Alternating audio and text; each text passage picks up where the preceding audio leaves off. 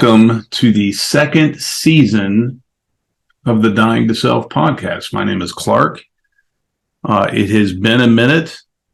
If you remember the first season of Dying to Self, my whole idea with this podcast is to approach health, weight loss, and wellness in a holistic manner, in a way that includes mind, body, and spirit. I don't believe, especially for a believer, that if you rob yourself of one of those elements, that you will enjoy true success when it comes to total health and wellness.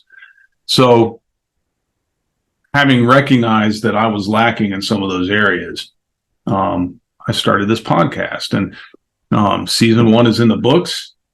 And I thought it was time to do a season 2. And in this episode, I just want to update you on kind of where I'm at. I'm going to start with this episode. If you remember last season, I talked a lot about running and weight loss, and I'm still engaged in running. I've had some ups and downs. However, I'm going to give you all my progress. But the big exciting news for this season is I'm going to add a YouTube element to this. So the podcast season 1 will still be available on the main podcast feed and on the Dying to Self website. Season 2, beginning with this episode, in addition to that podcast feed, we will have a YouTube video that accompanies that. And a lot of that's just because of where I'm at. It's not because I necessarily think you need to see my smiling face. But in addition to all the podcasts I listen to, and I listen to a bunch, I have recently started following some individuals on YouTube, and I've added that to my consumption of information. There's some great people on YouTube, and I just kind of recognize that it seems like, I'm old school, so I still blog. I have a blog that's gone back several years. Not too many people do an old school blog anymore, but it seems like there is a shift in podcast consumption to YouTube. And I just wanted to add that element. I recognize there's some people that are on YouTube that may not be following the traditional podcast feeds. So I'm going to add that element beginning in season 2. If you want to hear season 1, you can still go back to the main podcast feed. Dying to Self podcast. You can go back to the Dying to Self website, and I'll put all that information in the notes so you can find that. But YouTube will be available starting with this episode. But this episode is I'm gonna do a review of the Optavia weight loss program, because way back in season 1 I was still engaged in Optavia, and I've since left that program. And I just wanted to share and kind of put my thoughts out there in an organized way. What my impression of Optavia is. And I've really struggled to put my thoughts down and to put my thoughts out there as it applies to Optavia, because it's not because my thoughts are necessarily complex or convoluted, but it's because I recognize there are some really, really good people and really good friends of mine that are still involved in Optavia. And I don't want anything I say about the program that may be construed as negative to be applied to some of those people. There are really good men and women that are engaged in Optavia, and they have the best of intentions, and the program works for them. So I'm not attacking anyone. I want to make sure that's clear. If you're one of my Optavia friends, this is not what I'm saying does not apply to you. This is my experience with Optavia as it applies to me. And one of the things I said in season 1, when it comes to weight loss and fitness, the sample size is small. It's a sample size of 1, right? N equals 1. This is my experience. It may not be your experience with Optavia, should you give it a try, but I want to put it out there because if you're considering it, maybe my experience may help you make an informed decision.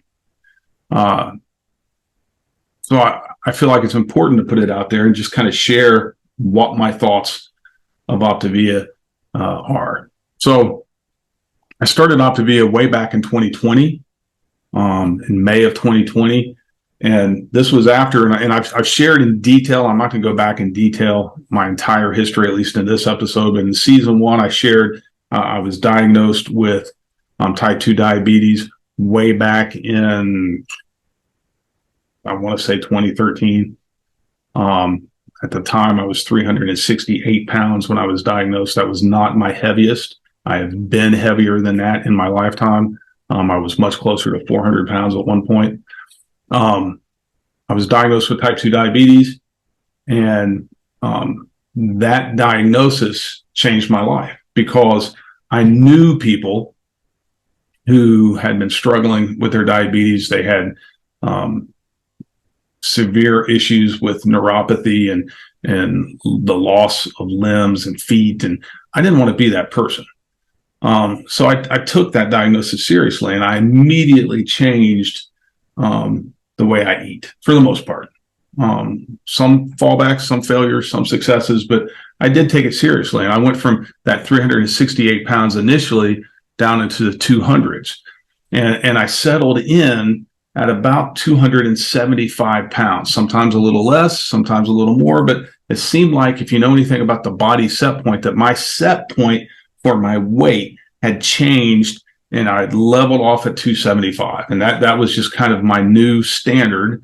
No matter what I tried, grinning and bearing it, I could get lower, but then I would inevitably go back up to it. And health-wise, I'm 6'2", almost 6'3", and I didn't want to be 275. But when I started taking my health seriously, I also developed a habit of running. I love to run. I love to trail run and hike. And at 275 pounds, that creates some issues. I've had some running injuries that I think are directly related to my weight. I had essentially what was a hairline fracture in my hip that was caused by running. That I had to work through. I've had some other injuries, some ankle injuries, nothing serious. I do deal with some arthritis in my knee. I'm currently dealing with a torn meniscus in my knee. I'll talk about that in future episodes. But those conditions could be improved and made better, and my experience with running could be made more enjoyable, and I could enjoy more longevity when it comes to running and hiking and being active. If I could get my weight down. And so I recognized 275 was just too high for me. So it's not really a vanity issue with me. It's more of a performance issue. I want to lose some of the weight to improve my quality of life. And that's kind of where I was at. When I signed up for Optavia, I was 280.7 pounds in May of 2020. And it was really out of desperation that I tried Optavia. I had tried many things leading up to that. Keto. I had tried at one point sort of a pseudo-vegetarian diet and enjoyed success temporarily, but I would always go back up to that 275-ish. So that's kind of where I was when I tried Optavia the first time, and found a health coach, great guy, an active guy, runner, knew what it was like to be an endurance athlete at a heavier weight. It was partly because of my faith in him and my trust in him. I signed up for Optavia. Great guy. Signed up at 280 pounds. Instantly enjoyed success. The weight started coming off. So I did enjoy a lot of weight loss with Optavia. That weight loss, at one point, if I started in May of 2020, about the same time in 2021, in about a year, I was down to 196. So not quite 100 pounds, but pretty close, following the Optavia plan. Great success. Now here's what the Optavia plan consists of. It is 5 fuelings or snacks that you eat throughout the day. That consists of normally like a pre-packaged meal that you order, they ship to you. You can order the individual meals you want to your particular tastes. They're very small portioned, but you eat 5 fuelings. And then you have one, what they call a lean and green meal throughout the day. And that lean and green is essentially where the majority of your calories are going to come from. But there's some guidelines on what you should eat for the lean and green, how much protein, how many carbs, fats. There's some guidelines within reason. Now, what I learned early with Optavia is I could eat kind of bigger portions on my lean and green and still lose weight as long as I stuck to that 5 fuelings and 1 lean and green per day. It seemed like I averaged sometimes more calories than others, but I was coming in between 1,000 and maybe 1,200 calories a day, which isn't a lot. But I initially enjoyed great success with weight loss and enjoyed success with that weight loss throughout the year. It started off pretty easy. With willpower, I was able to stick to the program, drank lots of water, and enjoyed success. So if weight loss is your concern, you will lose weight, I think, if you stick to Optavia. I certainly did. There were some negatives involved with that. One, my energy levels were very inconsistent. It impacted just my daily energy. It also impacted my endurance. At 196, when I hit the bottom of my weight while on Optavia, I had signed up for my first 50K trail run, and I DNF'd it. I didn't finish it.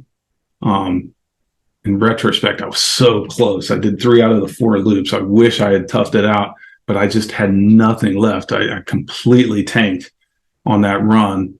I bonked. I had 0 left at 196 pounds. And really, honestly, 196 for me is a little low. Like, I'm a big guy.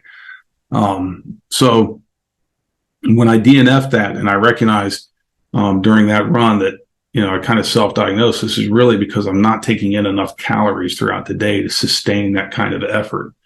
I intentionally went off Optavia, and I intentionally gained some weight, got up to 220 pounds or so, about a month and a half, 2 months later. And then I was able to complete my first 50K in 2021. So that completion I had, that finish I had at the 50K distance, I had to abandon my diet, my Optavia, to accomplish that. I just couldn't do it on Optavia. I didn't have it in me. I didn't have the energy stores to complete a long sustained effort. So my plan all along was, once I finished that 50K, I was going to go back on the Optavia plan.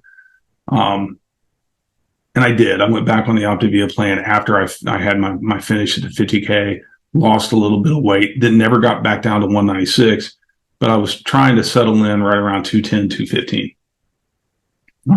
But here's where the other issues kicked in.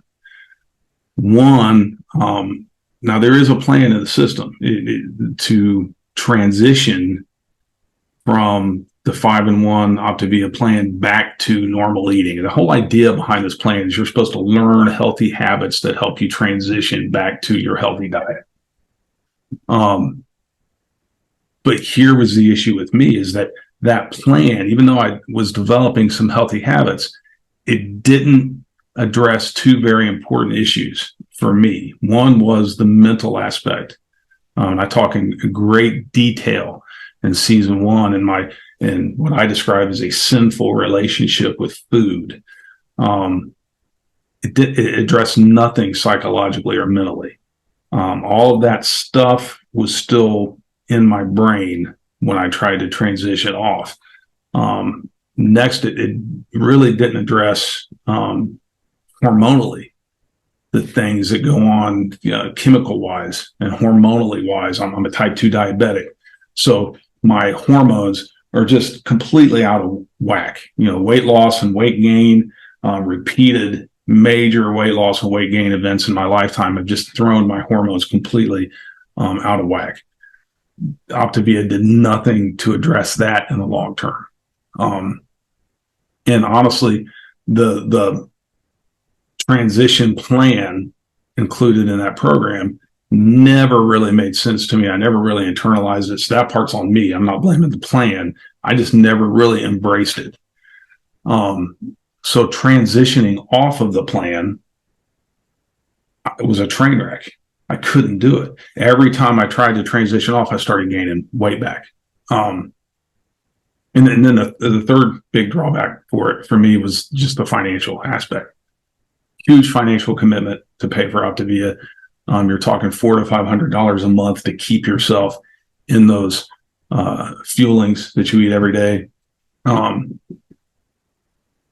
I couldn't afford to stay on it indefinitely. I don't know how healthy it would have been to stay on Optavia indefinitely.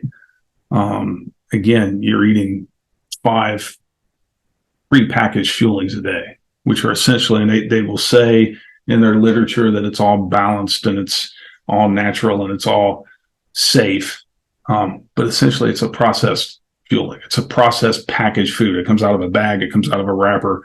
It's processed. And you're eating 5 of those a day. And just long term, I don't know that it would have been enjoyable. I don't know that it would have been achievable, sustainable.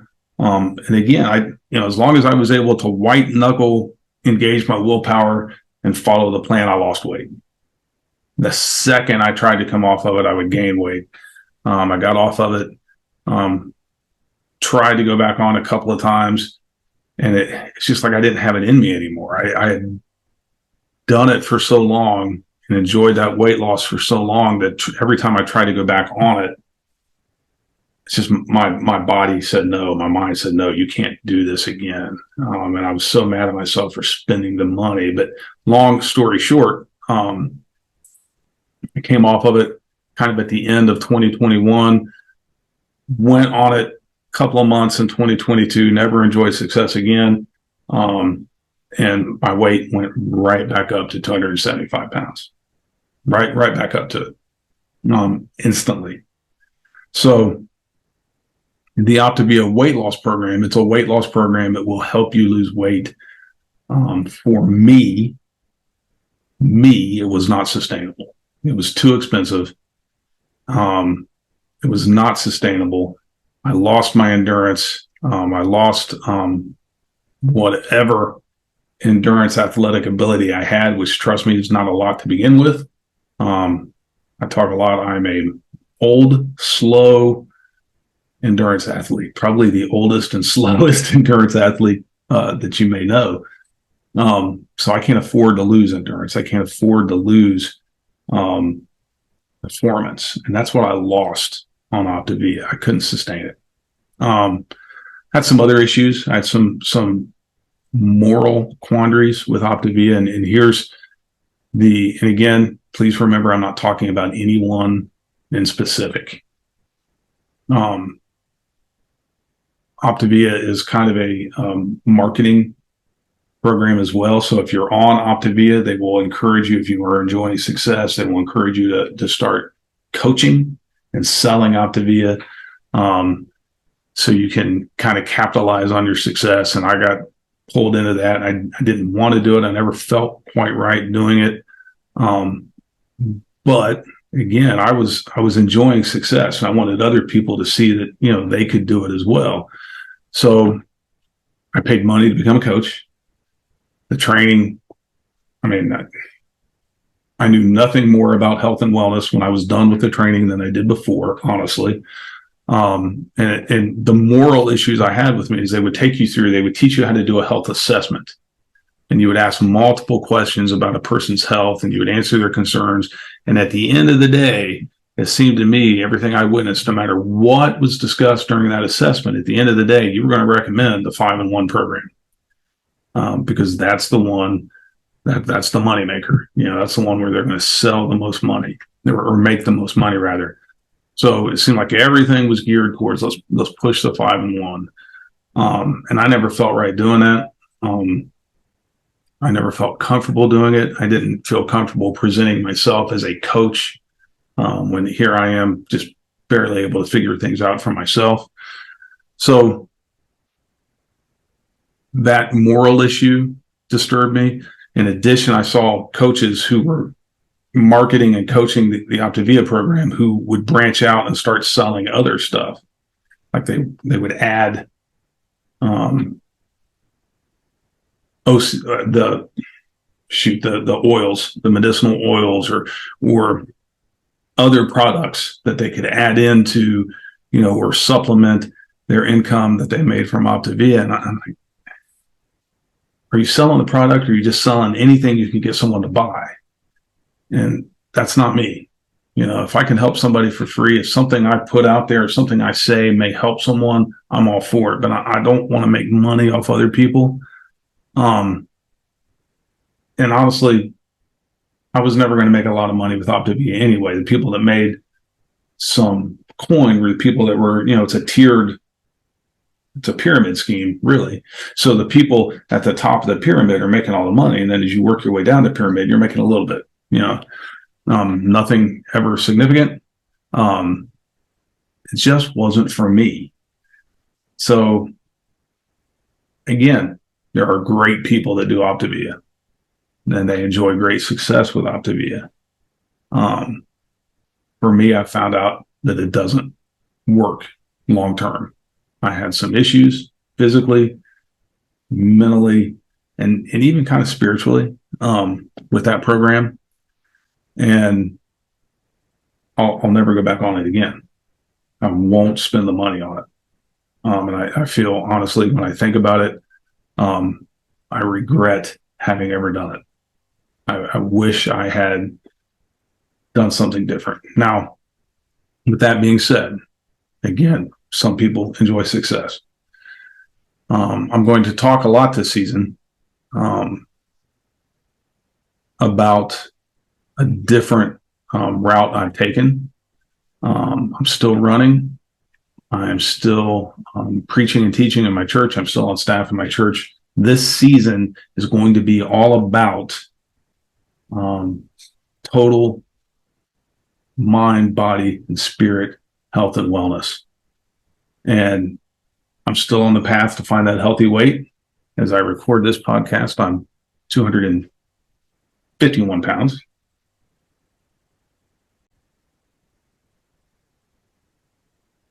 So I am and have been enjoying some weight loss as of recently. I'm doing it in a much different manner than Optavia. And I'll talk about it in a future episode. My doctor really helped me out, because essentially the stuff that I shared in this episode, I shared with my doctor. I said, look, I can white knuckle it. I can enjoy some success briefly out of sheer willpower. However, eventually I find myself drifting right back up to 275. It's really impeding my enjoyment of running and being active. And it was when I told her that essentially my appetite was just out of control. And I told her, I said, I don't know if it's the diabetes. I don't know if it's just all the damage I've done to my metabolism over the years, but that part of my brain that is supposed to shut off and tell me to stop eating because I'm full doesn't work. I can eat until the food's gone. I don't eat until I'm satisfied. I eat until there's no more food. And I'm constantly thinking about food. I have so much food noise going on in my brain. I would go to bed at night thinking about what am I going to eat in the morning. And as I'm eating for the morning, I'm thinking, okay, what am I going to eat next? And even if I was eating healthy foods, I couldn't portion it properly. So I shared that with her, And she said, look, you're diabetic. There are options. There are some medications that might help. And she prescribed a medication called Mounjaro. And for the past 2 months, I've been taking this medication. I've lost 27 plus pounds being on Mounjaro.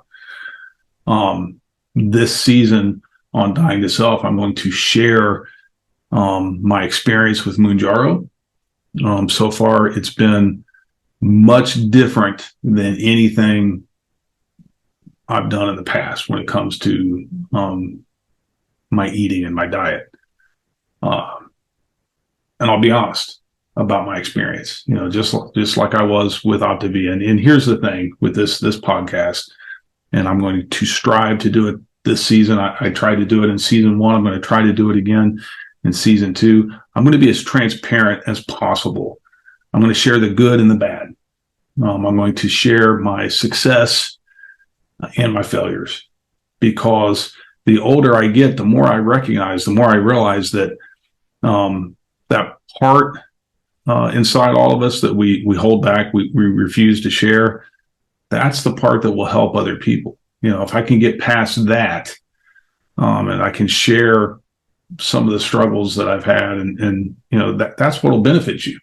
The enemy, and keep in mind, if you're new to this podcast, when I say mind, body, and spirit, this is health and wellness from a Christian worldview. I am a Christian. I will unapologetically talk about scripture. I'm on staff in my church. I teach and preach. I will talked about in season 1. It's all intertwined. I can't talk about mind and body without talking about spirit and my relationship with Christ and my faith. But the enemy, Satan, will try to tell us all that you got to keep some parts locked away. You've got to be ashamed of sharing some things. And there was a time in my life I would never share with anyone that I was almost 400 pounds at one point in my life. It was embarrassing. That's the part that will help you. There's other people that struggle, and they need to hear, hey, this is how I approach this. And I'm definitely grateful to God. When I was sitting in that doctor's office being diagnosed with type 2 diabetes, I felt like there were 2 paths I could go. I could go the path I'd seen some people take that led to amputations and to disease and illness. And there was another path, and God has blessed me tremendously. I've been able to get out and run. There are people that get to the point I was at 368 plus pounds, and they never recover from it. They never get outdoors. They never enjoy life. I was able to do that. And if I never lost another pound, if I stayed 275 forever, I thank God for that. But I want to honor him with the choices I make. I want to honor him with my life. And to do that, I have to share even those parts of me that I don't always feel comfortable sharing. I'm going to be honest with this journey. And season 1, I believe, was 10 episodes or so. I don't know how long season 2 is going to be. But I plan on sharing my journey on Mounjaro. I've written some blog posts on it. I'm going to go back and turn some of those into podcast episodes. But I'm going to share my journey this time around. I do have some goals, again, when it comes to my running. I had to take a big step back. And we'll talk about this in future episodes. I had to take a big step back last year. I completed that 50K in 2021. I had to take a big step back in 2022 because of my arthritis in my knee and my torn meniscus. Didn't know if I was going to be able to run again. And I've in addition to the Mounjaro and losing a little bit of weight, the doctors have helped me with my knee a little bit as well. And I'm not completely recovered yet, but I'm encouraged. I'm going to share that experience with you as well. Hopefully I will share some of the resources I've found when it comes to Mounjaro, and I will again, in this season, I will tie this all around at some point into Scripture, and I will talk about my faith.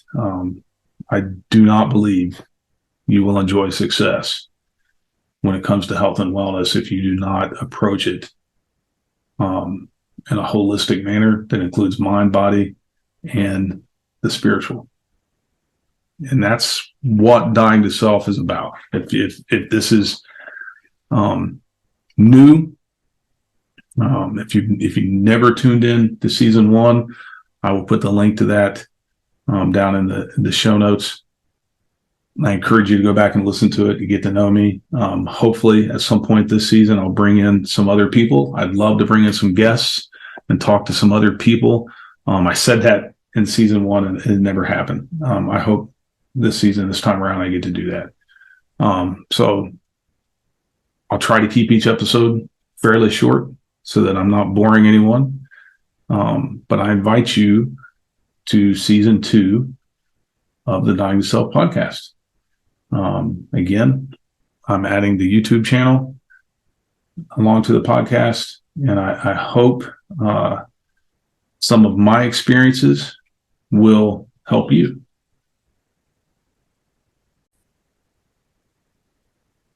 So since season 1, again, I've had some success. I've stumbled a little bit trying to transition off of the Optavia. I want to share one verse with you today in this episode. And really, it's going to be kind of the underlying theme of this season. Proverbs 24:16 says that for the righteous fall 7 times and rise again. You may have heard people say, fall 7 times, stand up 8 times. That's life, right? In life, you're going to enjoy success. You're going to enjoy failures. What you can't do is give up. And I am still determined to make progress. I'm determined to honor God to the best of my ability. And I understand, I'm going to fall short a lot. But I'm going to keep striving to achieve health and wellness and to glorify God in the process. So if it sounds like something you're interested in, I invite you to follow my channel. I invite you to join in this season of the Dying to Self podcast. I look forward to seeing where it will take us.